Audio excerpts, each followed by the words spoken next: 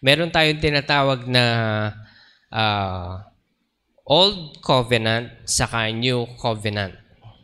Nasaan na tayo ngayon? Nasa New Covenant. New Covenant of the Lord. Hindi na tayo bound under the law, but we are bound under the grace of the Lord Jesus Christ.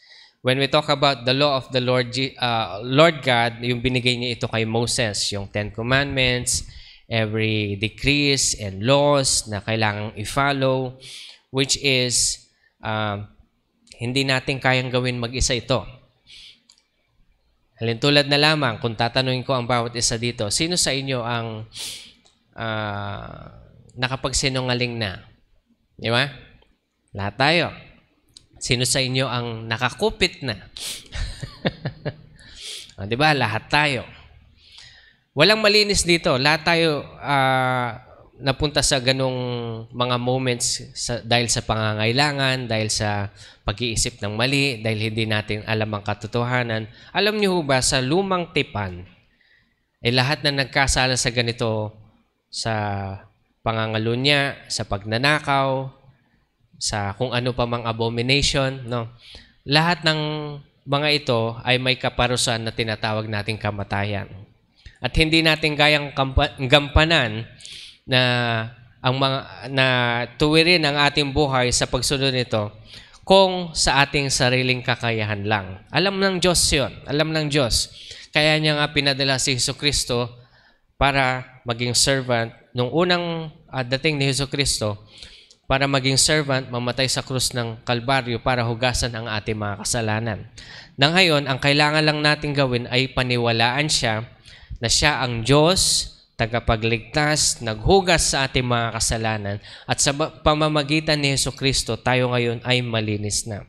Kaya nga tayo ngayon ay nananatili sa loob ng bagong tipan o sa New Covenant na tinatawag. Okay, start tayo sa Jeremiah chapter 31, verse 31 hanggang 34. Sabi niya dito, "Behold, the days are coming, declares the Lord, when I will make a new covenant with the house of Israel and the house of Judah.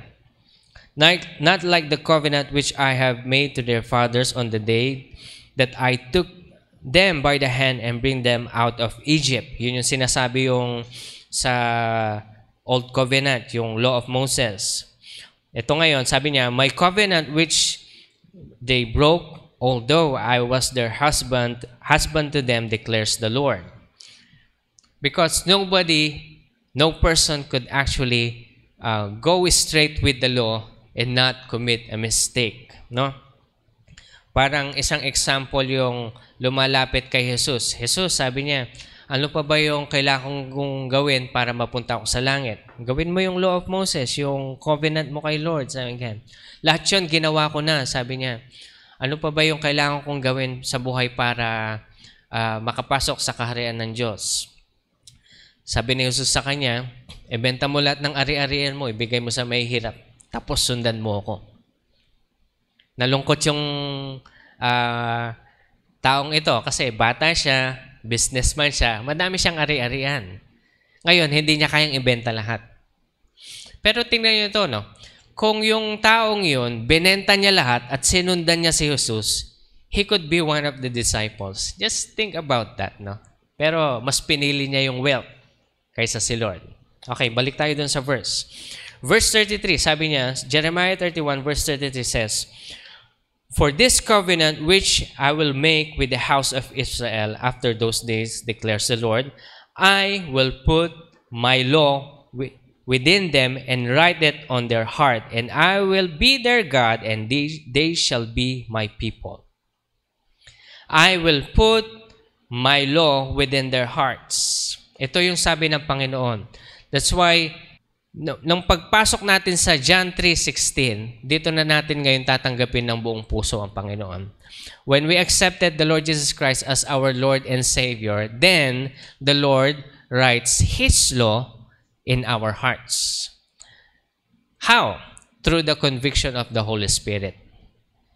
Kaya ngayon, kasi before, ginagawa lang natin ngayon yung katuwiran, yung alam nating tama. Kaya ngayong ibang mga religion ngayon, hirap na hirap. Parang sa mga Muslim, ang sinasabi nila, ang katuruan nila is dapat lahat ng kasamaang ginagawa mo sa mundo ay tatapatan mo ng kabutihan.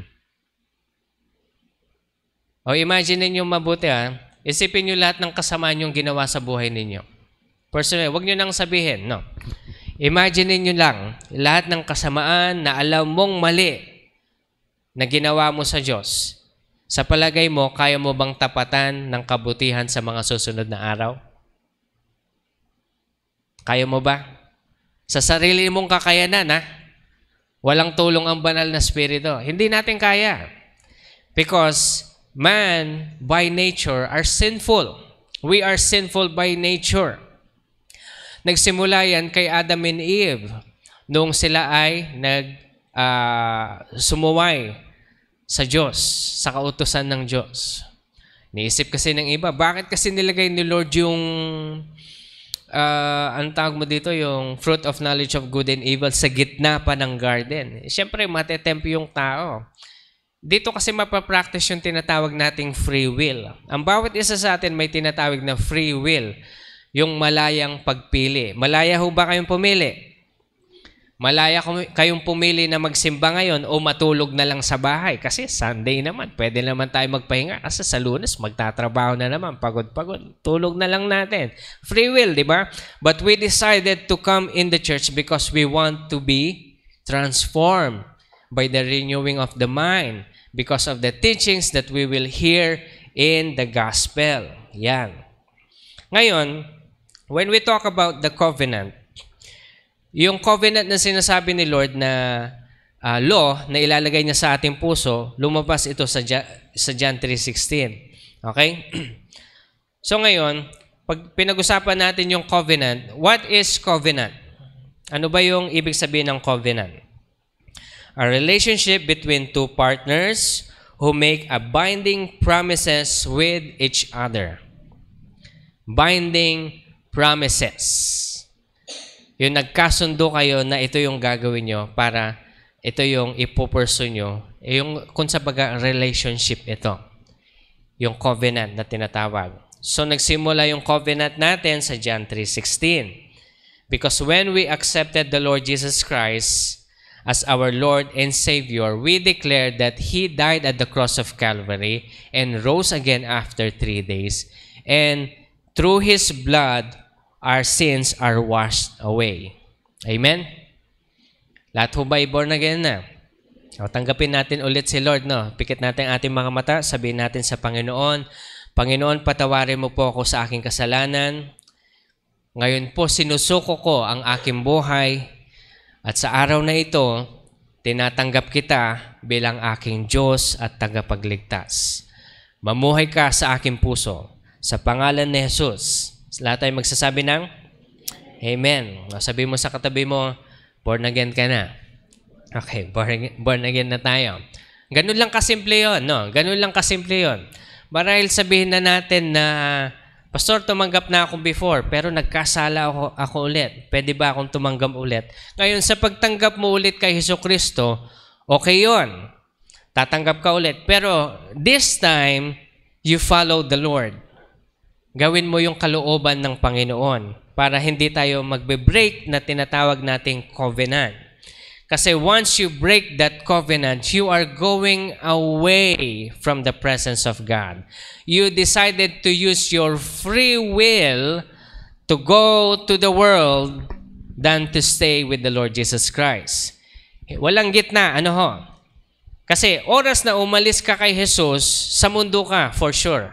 Sasabihin ng iba, hindi, nasa gitna ako ng mundo. Hindi, walang ganon. It's either you choose God or you choose the world. Dalawa lang ang choice natin. So what are the things that is under the covenant of the Lord Jesus Christ? John chapter 14 verse 21, sabi niya dito, the one who has my commandments and keeps them is the one who loves me. The one who has my commandments and keeps them is the one who loves me. We often say we love the Lord, Ang pag-ibig ay hindi lang dapat namumutawi sa ating bibig. Ang pag-ibig ay dapat nakikita sa action. Di ba? Amen po ba? Pag sinabi ng asawa ninyo sa mga kasal na, sinabi ng asawa ninyo na mahal niya kayo. Halimbawa, tapos hindi naman siya nagpro-provide. Hindi, mahal naman kita. Gutom tayo, hindi ka ba magtatrabaho? Mahal naman kita, yun lang naman ang importante. Pwede ba yun? Hindi. Kasi yung labing-labing na yan, magiging totoo na yan kapag kumalma na yung tiyan nyo. Kasi hindi kayo pwede magpa-tweetams pag gutom kayo. Tama? Kaya hindi pwede yun. Sasabihin ng isang asawang babae na mahal kita sa kanyang asawang masipag na nagtatrabaho. Mahal kita. Tapos pagdating ng asawa, wala siyang pagkain. Ay, gutom ka? Kumain na kasi ako eh. Ay, ikaw hindi pa? Pwede ba yon? Bilang asawang ng babae, mahal mo yung asawa mo, pagpe-prepare mo siya ng pagkain. Tama ba? Kasi mutual yun eh. It's a covenant that you have said in the altar, for better or for worse, in sickness and in health, till death do you part. Amen? Yun yung covenant. Yun yung covenant na tinatawag. Pero ngayon, sabi ni Jesus, the one who keeps my commandments and keeps them within their heart is the one who loves me. One thing that can confirm that you love the Lord your God is when you come in the presence of the Lord. Isang example ng commandment ng Panginoon is we fellowship with one another. Like for instance, this one. So we're doing the will of the Lord. Amen? Ito yung kagustuhan ng Panginoon. Hindi lang yon. We come to Him in prayer. We worship Him in spirit and truth. Okay? Yan yung mga bagay. Ito yung connection na sinasabi ng Panginoon sa Jeremiah 31 verse 33 na I will put my law within them and write it within their hearts. And I will be their God and they shall be my people. This is the commandments of the Lord. Yung commandment ng Panginoon. By doing this, we will keep the covenant with the Lord Jesus Christ. By keeping the commandments of the Lord Jesus Christ, we are keeping the covenant. Kasi mahal natin si Lord, we fellowship with one another, we help the poor, we love the Lord our God with all of our hearts, strength, mind, and soul. And we love our neighbors like ourselves. Ito yung commandment ng Panginoon sa atin lahat. Ito yung actually nakasulat sa Luke chapter 10 verse 27. Yung kinento ko sa inyo kanina. Now, you shall love the Lord your God with all of your heart, with all of your soul, with all of your strength, and with all of your mind. You shall love your neighbor as yourselves. Mahal ba natin yung sarili natin? Okay, tinitreat nyo ba yung sarili nyo? Wag naman yung sobrang treat, no? Ibig sabihin yung kakainin nyo ng buong buwan, ititreat nyo sa sarili nyo. Huwag ganon. I-treat nyo from time to time kasi yung Pilipino, mapag-treat tayo kahit sa sarili natin. Hindi naman tayo overwork eh. Underwork nga tayo. Minsan, mas madami pa yung treatment natin na magaganda sa ating sarili kaysa sa dapat nating i-prioritize. Yun yung nagiging problema natin. Pero sa ibang bansa kasi, sobra sila magtrabaho, hindi nila tinitreat yung sarili nila, which is not good. Dapat meron tayong balanced life. Ano ho? Kaya when we work, we also treat ourselves. Kasi we love ourselves.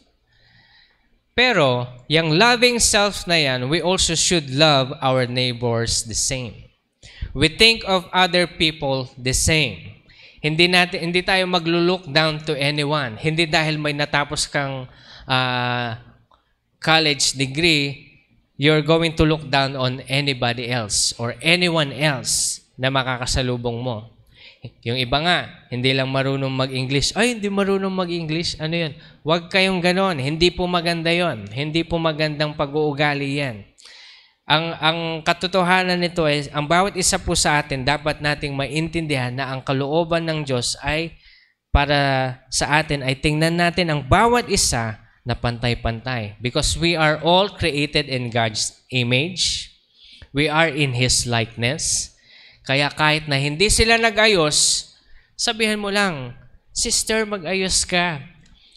At wag mo lang sabihin na in an offending way, but rather give them something. Alam mo, bagay sa iyo itong t-shirt na to. Bilihin mo na. O, diba? Naka-business ka pa.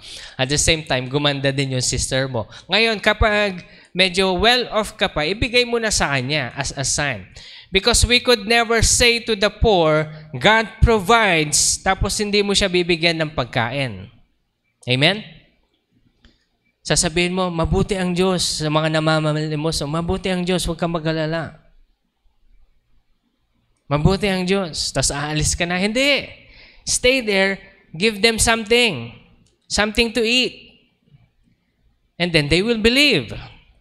Not unless you are like the disciples. Sasabihin nyo sa kanila na, silver and gold I have none, but in the name of the Lord Jesus Christ, get up and walk. You will do signs, wonders, and miracles. And the only way that you can do signs, wonders, and miracles is by staying in the presence of God. Ibang topic naman yon. Pero ngayon, yung topic natin ngayon, yung kaya muna nating iabot. May pera ho ba kayo? Lahat ng may pera, magsabi ng? Okay, ang dami yung pera, di ba? Kung ano yung kaya nyong itulong, yun yung itutulong natin. Amen? Hindi nyo naman ibibigay yung buo. Love your neighbor as yourself. And you see, when you are in Jesus' covenant, you have received the power of the Holy Spirit. The power of the Holy Spirit. John 14, verse 16 hanggang 17, sabi niya dito, I will ask the Father and that He will give you another helper, and that He may be with you forever. Verse 17, the helper is the Spirit of truth, the Holy Spirit, whom the world cannot receive because it does not see Him or know Him. But the Lord Jesus Christ says, but you know Him. But you know Him because He remains with you and He will be in you. He will be in you. Ibig sabihin, mapopossess tayo ng banal na spirito. Kapag hindi ka napopossess ng banal na spirito, ibang spirito ang magpopossess sa'yo. Alam niyo ba yun? Na kaya ang bawat Kristiyano, tumanggap kay Hesukristo bilang Diyos at tagapagligtas, hindi na kayo pwedeng pasukan ng masasamang espiritu. Alam niyo ba yun? Pastor, paano yung mga hindi tumanggap kay Hesukristo bilang Diyos at tagapagligtas? Exactly. Paano nga na ba naman sila? Ano kaya mangyayari sa kanila? Kaya nga ang ibang tao, madali silang maposes ng kaaway. Nakita mo, ang bait-bait niya nung minsan, tapos biglang sumama yung ugali nito. Hindi ko alam kung ano nangyari. Dati naman ang bait-bait niya. Bakit kaya may mga ganong sitwasyon? O may mga ganong tao? Kasi wala silang Jesus sa kanilang puso. Ulitin ko, may Jesus ba kayo sa inyong puso? Hindi na kayo pwedeng sapian. Hindi na kayo pwedeng sapian yan kasi may Jesus kayo. Assuming that you will love the Lord your God with all of your heart, with all of your mind, with all of your strength. Kung kaya nyong gawin ng patuloy ito sa buhay nyo, hindi kayo papasok. Kasi yun yung nakikita nyo, ito yung covenant natin sa Panginoon. Ito yung usapan natin sa Diyos. Na Lord, mamahalin kita ng buong puso. Hindi ako lilihis ng kaliwat kanan. Pastor, paano ba lumihis ng kaliwat kanan? Halimbawa, ikaw ay kasal, nangalunya ka. Halimbawa, ikaw ay, anong tawag mo dito? Nagtatrabaho ka. Tapos sinisanti ka, nagalit ka sa boss mo, uuwi ko na itong mga, alam niyo yung, di ba, sa desk, merong yung may mga ballpen, may mga kinuha nyo yung mouse, kinuha nyo yung keyboard, akin na to kasi hindi naman ako binayaran ng tama. Tama ba yon?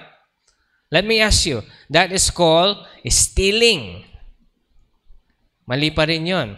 Pastor, kahit na inagarabyado na ako para lang makabawi lang, pwede ba yun? Hindi pwede yun.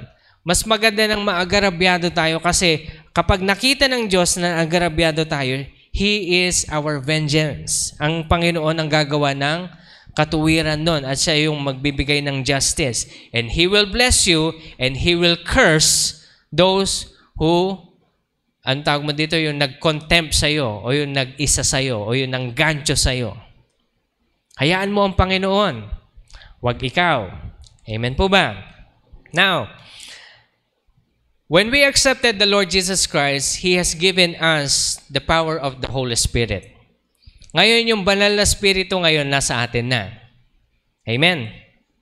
Kaya meron na tayong conviction na tinatawag. Ibig sabihin conviction dito yung hindi tayo mabilis mai-entice o malilin lang ng kaaway. Nasubukan nyo na hubang makonvict kayo sa isang bagay. Halimbawa, nakakita kayo ng isang namamalimos. Alam nyong may pera kayo. Tapos yung naramdaman nyo ba yung awa, yung parang, kailangan kong tulungan to. Nasubukan nyo na yun? Diba? Ang tawag dyan, conviction. You're being convicted. Ibig sabihin, the Holy Spirit lives in you. Pastor, paano ko malalaman kapag yung banal na Espiritu ay nasa akin? Love, joy, peace, patience, kindness, goodness, gentleness, and self-control is upon you. Ibig sabihin, may pag-ibig ka, meron kang joy. Kapag ikaw ay medyo nalulungkot na, go back to the Word and let the Holy Spirit just fill you up once again. Kasi alam niyo po, ang banal na Espiritu, nadidrain sa atin yan kapag hindi tayo nagbabasa ng salita ng Panginoon. Araw-araw ho ba kayong kumakain? Ang lahat ng busog, magsabi ng, mukhang gutom na kayo mamaya pa tayo magla-lunch. Ano ho? Pero nakikita niyo ito, kapag nagutom ka, kakain ka. Alam niyo ho ba ang Espiritu natin nagugutom din? Kaya kailangan din natin kumain. I-imagine niyo kapag kakain lang kayo, tuwing linggo lang, kamusta naman? Gutom na yung Espiritu niyo. Pag nagutom yung Espiritu niyo, doon kayo humihina. At alam niyo ho ba, alam ng kaaway kapag mahina ang Espiritu mo? Alam niya. Actually, binabantayan nila tayo. 24/7 yan. Ang akala natin na walang nakatingin na demonyo sa atin, meron. May naka-assign sa bawat isa sa atin. As much as there are angels assigned to protect us, there are also devils assigned to see and to look for our weaknesses. Kasi kapag nakitaan tayo ng weaknesses, yun yung gagamitin niya para pasukin niya o manghimasok siya sa ating buhay. Halimbawa, ang weakness mo bilang isang lalaki ay babae. Huwag kang pupunta sa lugar na madaming chicks. Weakness mo Si Joseph nga, tinakbuhan niya yung chicks na naghubad sa harapan niya Tinakbuhan niya. Anong gagawin natin kapag tayo humarap sa ating greatest temptation? Takbuhan mo. Hindi mo sasabihin, kaya ko to. Meron akong self-control. No! Go away! That's the most practical thing you can do. Kasi when you face such temptation, hindi mo pwedeng sabihin, malakas ka doon. Naalala ko yung kinikwento ni Pastor dati na nag-ministry daw dito sa Angeles City. Ang ginawa nila, nagpasok sila, pinasukan nila daw yung mga barbar. Alam niyo naman yung mga bar dito sa Angeles City. Talagang walang tinatago. Biruin nyo, pinasok ba naman nila yon? Di ano nangyari sa kanila? Sila yung na-disciple. Kalokohan yun. Kalokohan yun. Pupunta ka sa bar na tapos sasabihin mo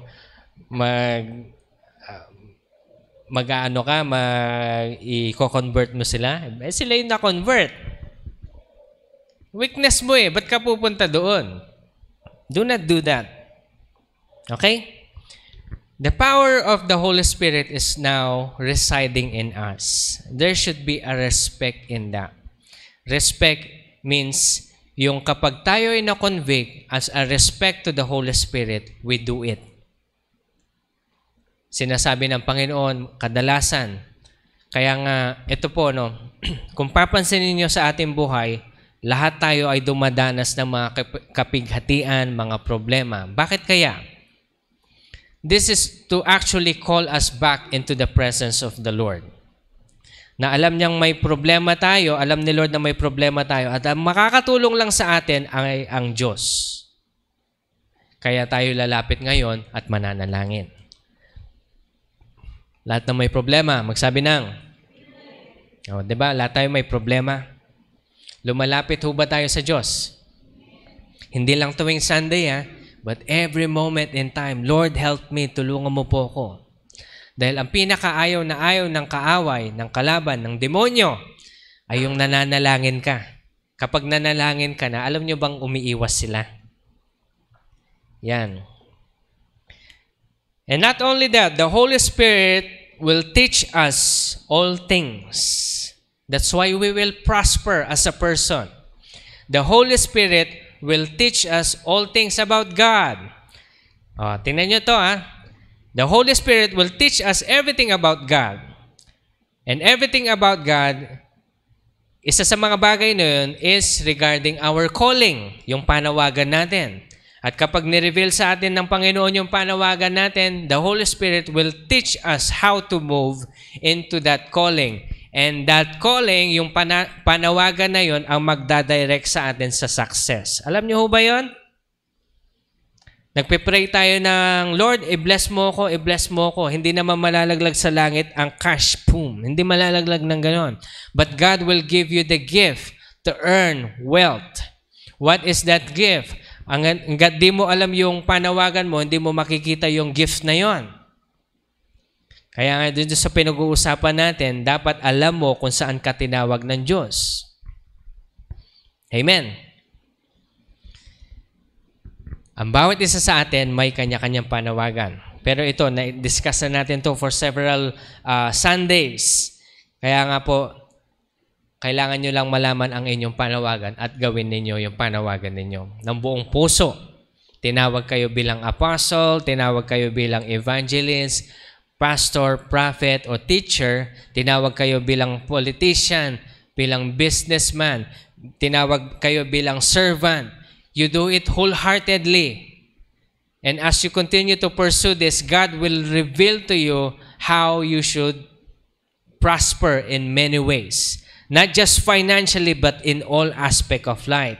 Good health, hindi kayo magkakasakit. Kasi ang sabi ng Panginoon, na kailangan lang natin i-take care yung ating nilalagay sa ating puso, maging mapagpatawad tayo, that is the work of the Holy Spirit in us. He will help us, teach us all things. Yan yung kapangyarihan ng banal na Espiritu. Kaya ang ibig sabihin nito, kapag born again ka na, may banal na Espiritu ka na, at yung banal na Espiritu na yun ang magtuturo sa'yo sa lahat ng bagay na kailangan mong matutunan. Amen? Natututo ba tayo ngayong umaga? Yan. So, He will teach us all things. By fellowshipping with one another and remembering the Lord's Supper, we remind ourselves of the covenant of God. 1 Corinthians chapter 11, verse 25. In the same way, He also took the cup of supper, saying, "This is the cup of the new covenant in my blood. Do this as often as you drink it in remembrance of me. For as often as you eat this bread and drink the cup, you proclaim the Lord's death until He comes." Ito yung nagko-communion tayo. Whenever we had a communion, we remember God's goodness, His death at the cross of Calvary, and His resurrection. We remind ourselves of the covenant of God with us. New covenant. Nire-remind natin ang ating sarili. Why do we always have to remind ourselves with the covenant of the Lord Jesus Christ with us? Because first of all, listen to this, people of God, you and I belong to the Lord Jesus Christ. Can you say it to yourselves? Sabihin natin sa ating sarili, I belong to the Lord Jesus Christ. Okay, we belong to the Lord Jesus Christ, and that's a good thing. Now, dito nyo makikita yung kapangyarihan ng banal na Espiritu at ng kapangyarihan ng pagkakaroon ng covenant kay Lord. kay Jesus. Okay? Acts chapter 19, verse 13 hanggang 16. Maganda itong story nito. Tingnan niyo ito, no? But also some of the Jewish exorcists who went from place to place attempted to use the name of the Lord Jesus to those who are evil possessed, saying, I order you in the name of the Lord Jesus Christ, whom Paul preaches. Tingnan ito, bibigyan ko yung story. Sa story na ito, dahil sumisikat na yung pangalan ni Jesucristo through Paul, kasi si Paul, kapag may mga demon possess, lalapit lang siya, sasabihin niya in Jesus' name. Lalayas ka agad yung mga napossess na tao. Nakakita na ba kayong napossess? Sino nakakita ng ganon? Diba? Diba nakakatakot? Nakita niyo na yung parang mangingilabot ka? Alam niyo po, throughout my ministry, ilang beses na ako nakakita ng ganito. Ipiruin niyo ang liit-liit na bata, tapos boses niya parang matanda. May mga ganon. Meron ding ang laki-laking tao, tapos napossess siya ng parang, ewan ko kung anong napossess sa kanya. Pero yung boses niya, boses babae. Pero ang laki ng katawan niya. May mga ganon. Alam niyo to, it's the work of the devil if you don't have Jesus in your heart. Pwede kang mapossess. Ito yung sinasabi ko kanina. Ngayon, sa Acts chapter 19, verse 13 hanggang 16, merong mga gumagaya kay Paul. Kaya tuwing nakakakita silang, pupunta sila sa places to places na sinasabi nila na pinapalayas kita sa pangalan ni Jesus na pinipreach ni Paul. Ito, tingnan ito. Sa verse 14, sabi ng mga exorcists, I order you in the name of Jesus, whom Paul preaches. Now, there were 7 sons of Sceva. Ito yung mga Jewish priests na gumagawa nito. Sabi niya sa verse 15, ito sabi nung possessed na tao. Sabi nung espiritu sa loob ng napossessed na tao na yon, but the evil spirit responded and said to them, I recognize Jesus and I know Paul, but who are you? Sabi niya sa mga Jewish priests. Tingnan niyo ito, I recognize Jesus and I know Paul. Sabi niya sa mga Jewish priests na ginagamit yung pangalan ni Jesus, but who are you? And verse 16, sabi niya dito, and the man in whom was the evil spirit pounced them and subdued them all and overpowered them so that they fled out of the house naked and wounded. Ito yung gusto kong makita ng bawat isa sa atin. If you belong to the Lord Jesus Christ, the devil knows you. Kilala ka ng demonyo. Ay, kay Jesus ito, hindi ko pwedeng galawin to. Alam niyo ba yon? Kaya imagine niyo, paano yung mga taong walang Jesus? Pwede silang mapossess, pwede silang sapian ng masasamang espiritu na kung ano man na pwedeng sirain sila. At tandaan nyo, ang plano ng diablo is to steal, kill, and destroy. Yun lang. Imagine niyo, kaya kapag kayo, if all of us here receive the Lord Jesus Christ as our Lord and Savior, the devil knows us and recognize us. Anong ginawa niya doon nung demon possess? Anong ginawa niya doon sa mga nagpapanggap na kilala si Jesus? Sabi nila na, pinapalayas kita sa pangalan ni Jesus na pinipreach ni Paul. Sabi nung demonyo, kilala ko si Jesus, kilala ko si Jesus. Sino ka? Hindi kita kilala. Sabi niya, ang ginawa ng possess na ito, sinabdue niya. Ibig sabihin ng Biblia dito, sinaktan niya yung mga nagpapanggap na kilala si Jesus. Na to the point na hinubaran niya itong mga to at sila ay tumakbo ng sugatan at hubad. Nakikita niyo yung kapangyarihan ni Jesus sa atin? If you belong to Christ, the devil can do nothing to you. Amen? Walang magagawa ang kaaway sa iyo. The devil recognizes those who belong to the Lord Jesus Christ. It's a good thing and it's a good way to think of na pwede natin pasalamatan ng Panginoon. Kaya ito yung kinakanta natin kanina. Lord, you're so good. Na bakit ka tumitira sa akin na maduming tao? Pero you're so good, Lord. Pastor, pwede pa ba kami lumabas doon sa covenant kay Jesus? Pwede. Lalabas ka sa covenant kay Jesus kapag hindi mo na yung mga commandment niya, hindi mo nagagawin. Hindi mo mamahalin ang Diyos ng buong puso, buong kalakasan, buong pag-iisip. Paano mo ba hindi mamahalin ang Diyos ng buong kalakasan, buong pag-iisip? Kapag hindi ka na sumusunod sa kanyang kalooban, kapag wala ka ng relasyon kay Hesukristo. Paano ba magkaroon ng relasyon kay Hesukristo, Pastor? Ikaw ay nananalangin at umaasa sa kanyang kabutihan. Tinanggap mo siya bilang Diyos at tagapagligtas. Siya ang magliligtas sa kasalukuyang hinaharap mo sa buhay. Amen po. Kaya siya yung aasahan natin. Huwag kayong mawawalan ng pag-asa. Dahil kapag nawala kayo ng pag-asa, alam niyo po, yung pinag-usapan natin last week sa Proverbs, nawalan ka ng pag-asa, yung puso mo malulugmok. Pag nalugmok yung puso mo, yung spirito mo mamatay. Pag namatay yung spirito mo, ibig sabihin, very weak spirit, diyan na magsisimula mag-deteriorate ang iyong physical na pangangatawan. Kaya hindi ba kayo nagtataka bakit ang mga Kristiyano merong mga magagandang ambience? O sinasabi sa mga Tagalog, parang ang ganda ng aura mo, parang ang ganda ng dating mo.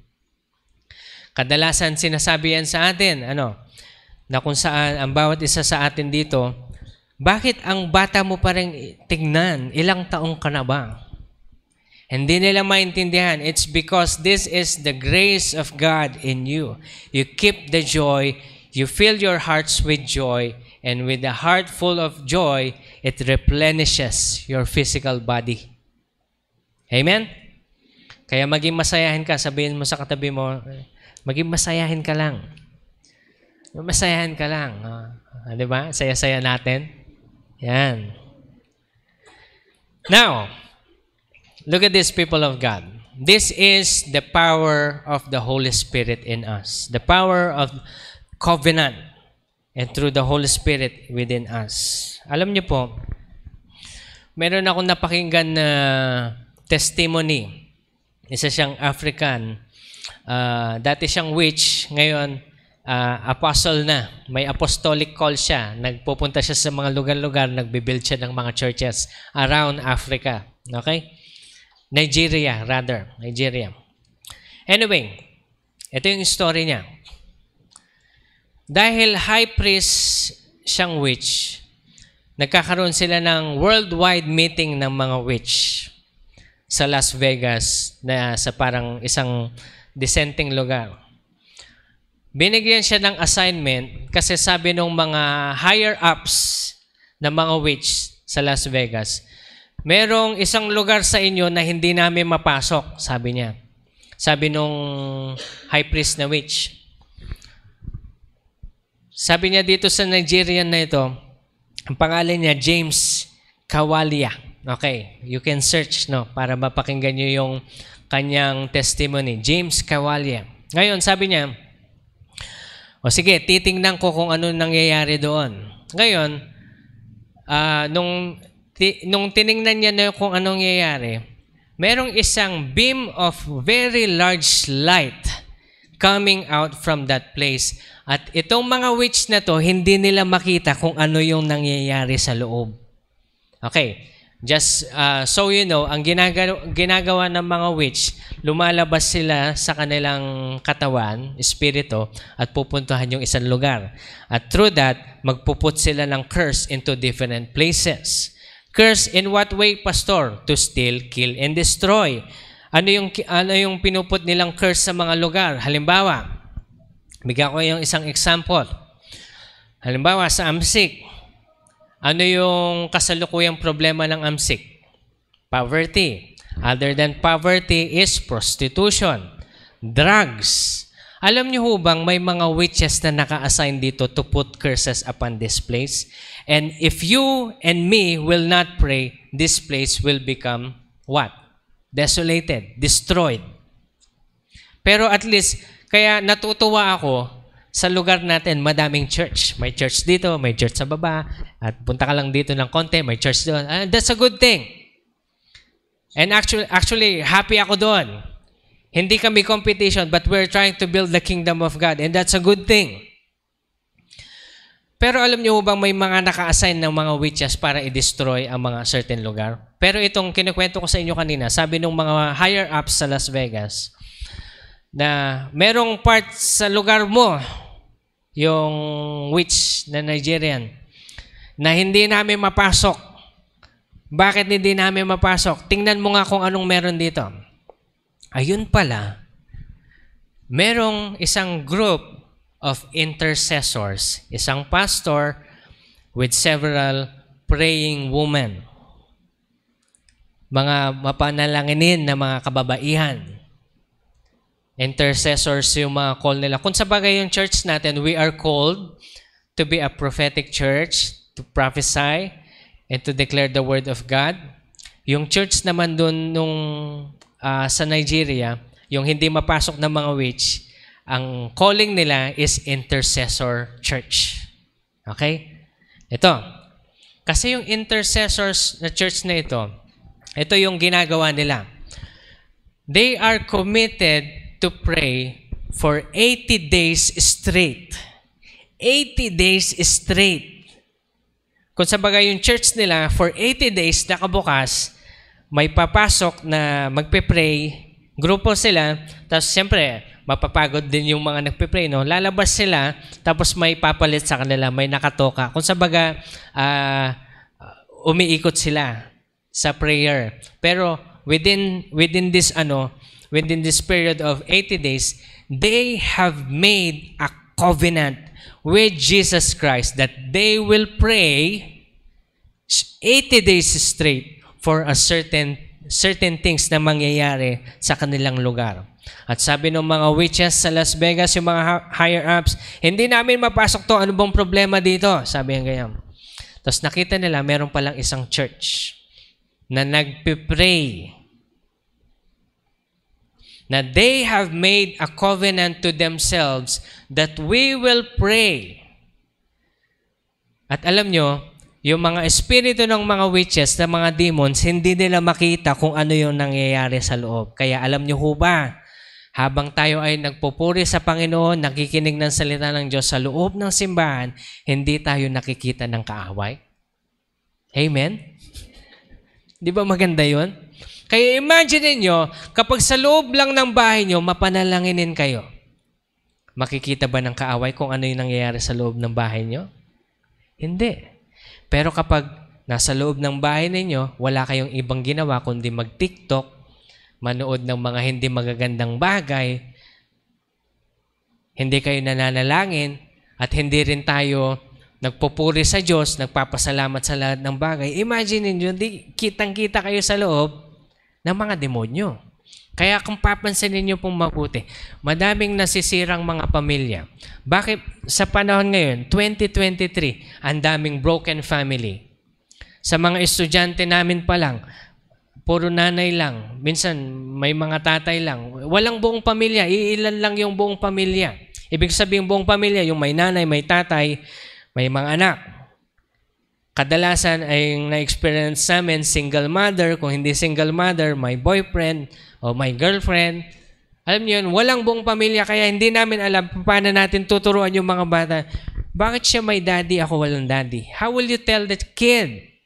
Diba? Nakikita niyo ito? Nakikita niyo ito? Because the devil is trying to destroy the family. The covenant family.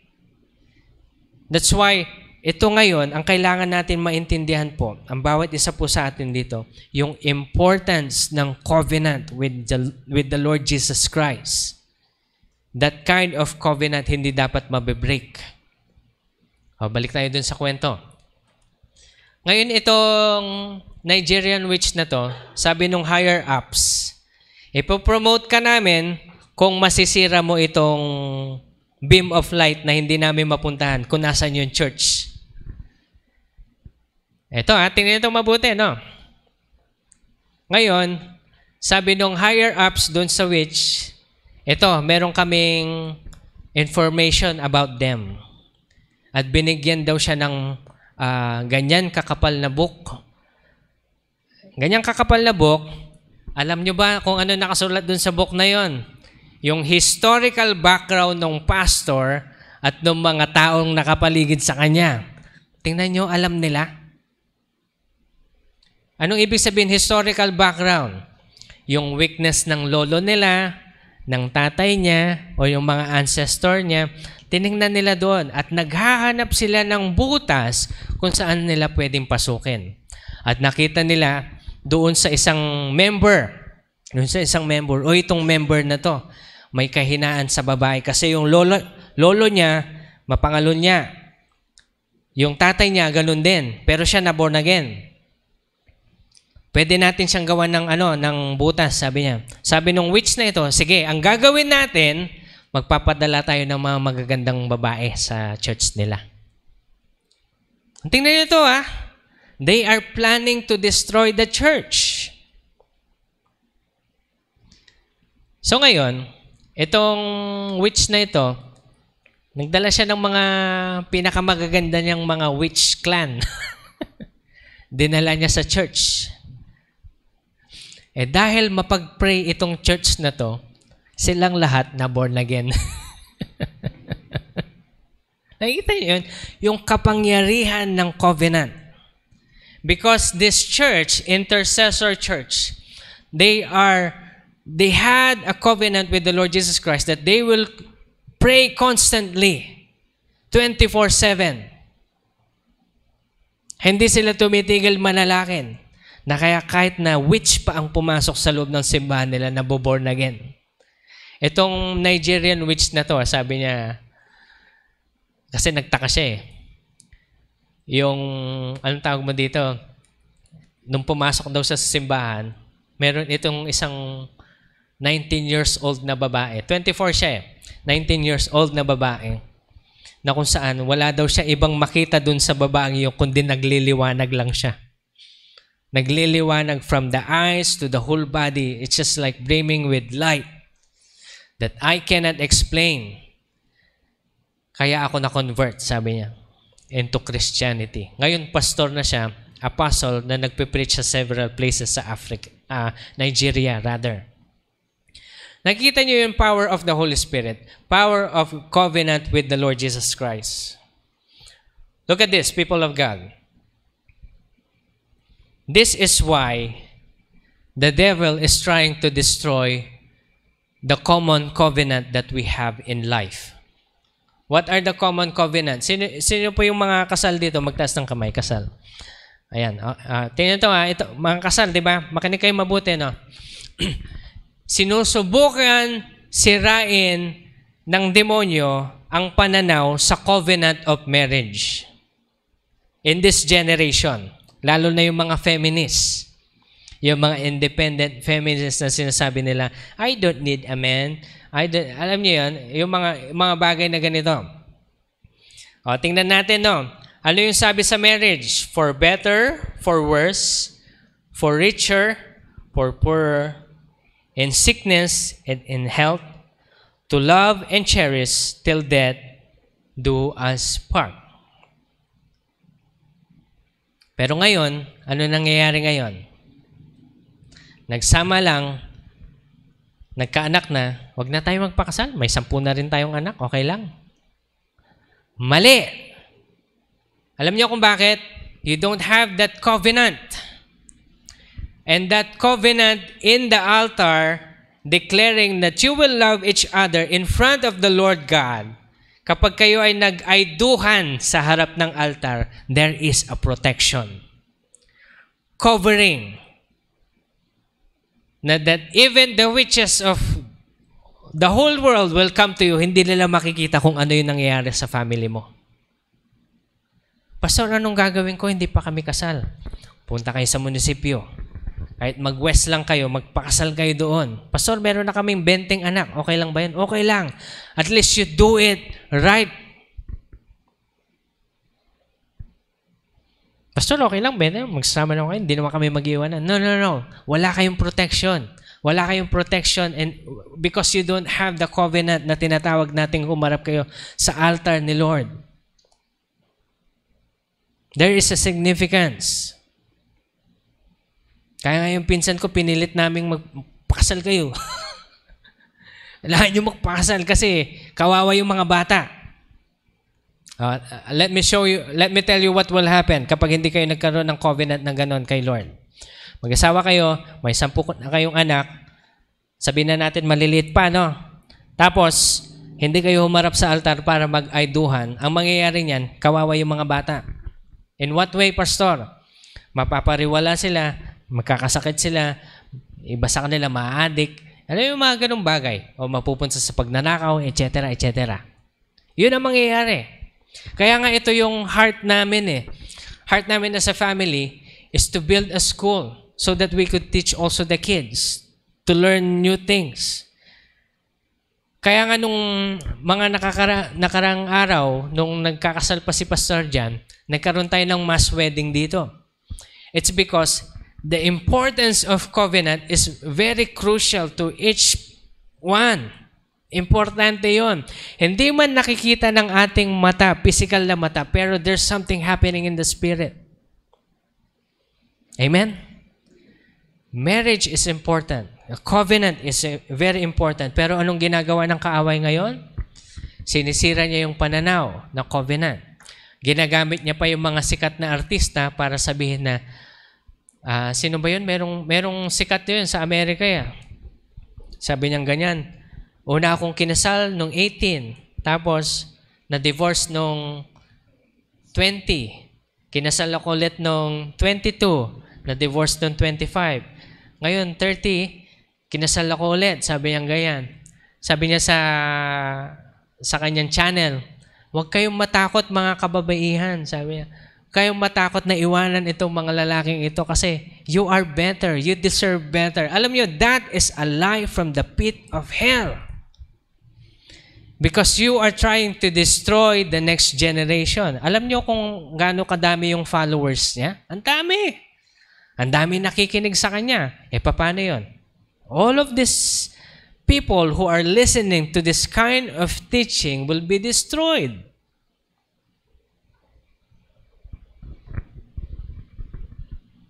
Kaya sikapin po natin, lahat ng mga single dyan, pag magpapakasal kayo, siguraduhin nyo, naharap kayo sa altar.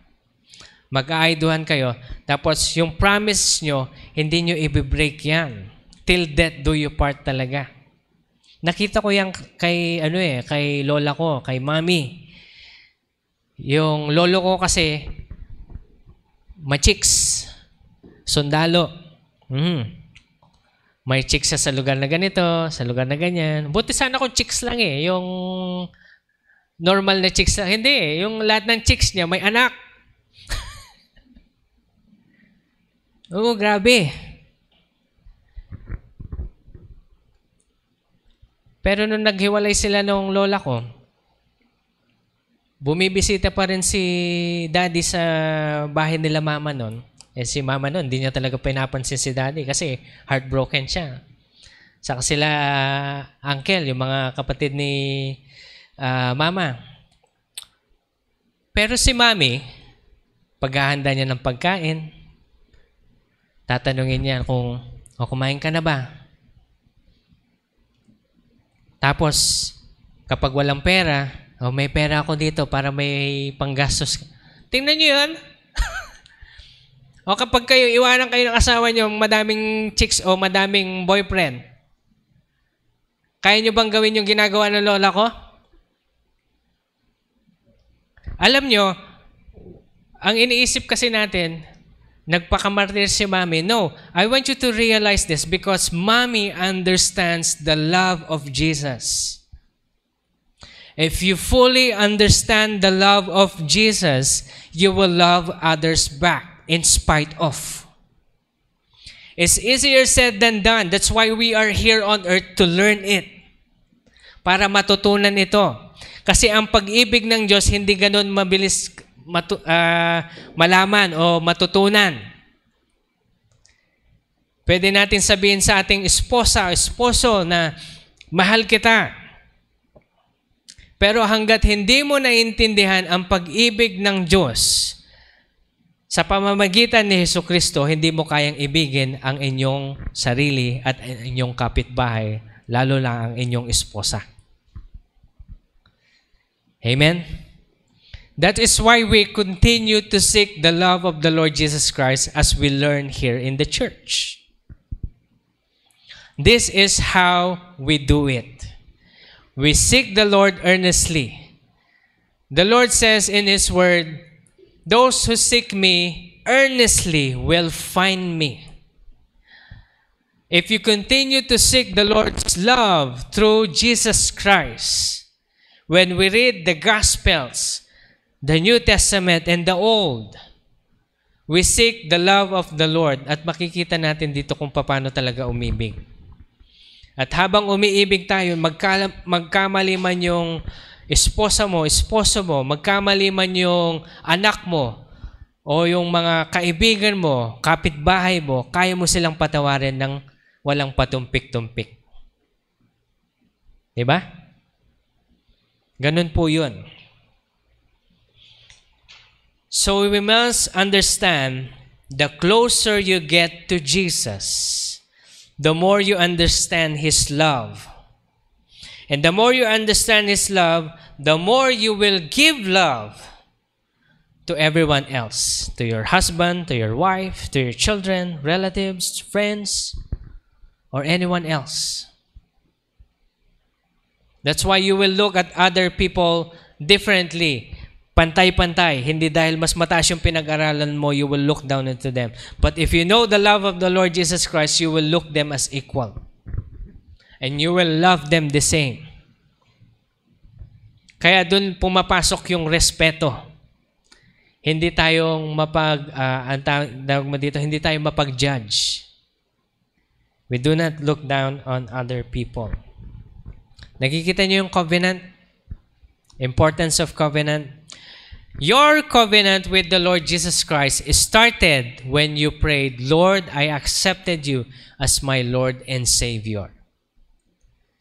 Lahat ng may covenant kay Jesus, magsabi ng Amen. We are now in the covenant of the Lord Jesus Christ.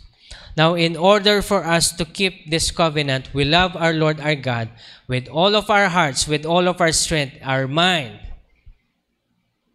Gagawin natin ito ng buong puso. Kaya hindi tayo dapat titigil dito sa ganitong klaseng pag-ibig because this will keep us in the covenant of the Lord. Pag nakakita ka ng mahirap at meron ka naman pang tulong, tumulong ka. Amen? Wag na wag yung alam mo namang may bubunutin ka na pantulong pero nakita mo na hindi ka nagbigay. Iniisip mo, pambili ko na lang ng bagong cellphone. Pero may cellphone ka ba? I mean, come on. Maging practical na lang tayo sa lahat ng bagay. Because the more you give, the more will bless you. I'm not just talking about your tithes and offering, but I'm talking about helping other people. Nakita mo yung isang matanda na namamalimos, na wala naman siyang damit na maayos, uwi ka sa bahay mo, kumuha ka ng damit at bigyan mo siya. Huwag mo lang siyang bibigyan. Kapag bigay mo sa kanya, sabihin mo sa kanya, mahal ka ng Panginoong Jesus.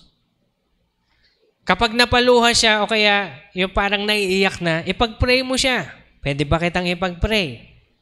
Patanggapin mo siya kay Jesus bilang Diyos sa tagapagligtas, edi meron ka pang korona sa langit. Diba? May reward ka kay Lord. Whenever you help, and whenever we gather such as this, whenever we learn the Word of God, whenever we commune with the Lord Jesus Christ through prayer and worship, that's how we keep the covenant. Nakita niyo ba yung importance ng covenant ngayon? Kaya wag natin kakalimutan yan dahil importante yan. sa pamumuhay natin. Kaya imagine ninyo to, kapag ang bahay ninyo, mapanalanginin kayo, walang papasok na demonyo dyan. Amen? Hindi kayo pwedeng siraan ng kaaway, hindi niya pwede kayong iposes, wala siyang pwedeng gawin sa iyo. Kasi you are under the protection of Jesus Christ.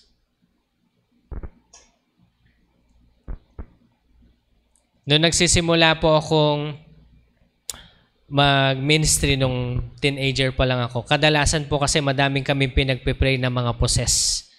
Yun talagang nasasaniban.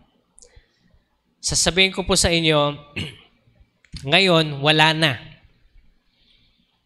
Kasi nung medyo bata-bata pa ako, hindi pa takot sa akin yung demonyo.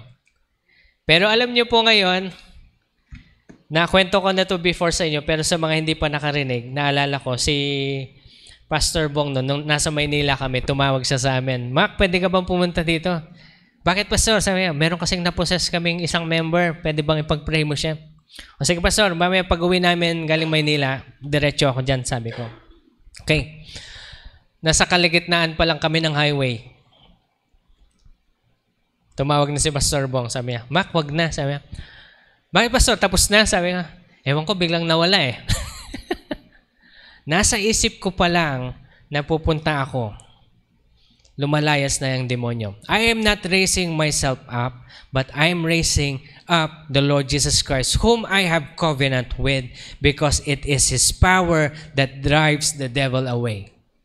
Amen? So, keep your covenant with the Lord Jesus Christ. Amen? Let's all stand in the presence of God. Thank you, Lord. Thank you, Jesus.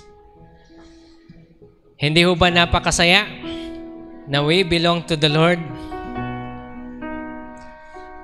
Kaya, no devil can touch you.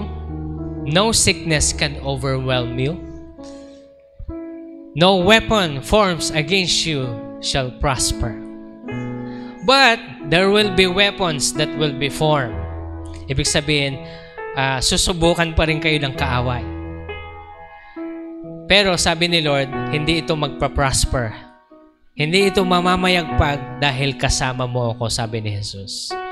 Can we just lift up our hands? Can we just thank the Lord? Lord, thank you because I belong to you.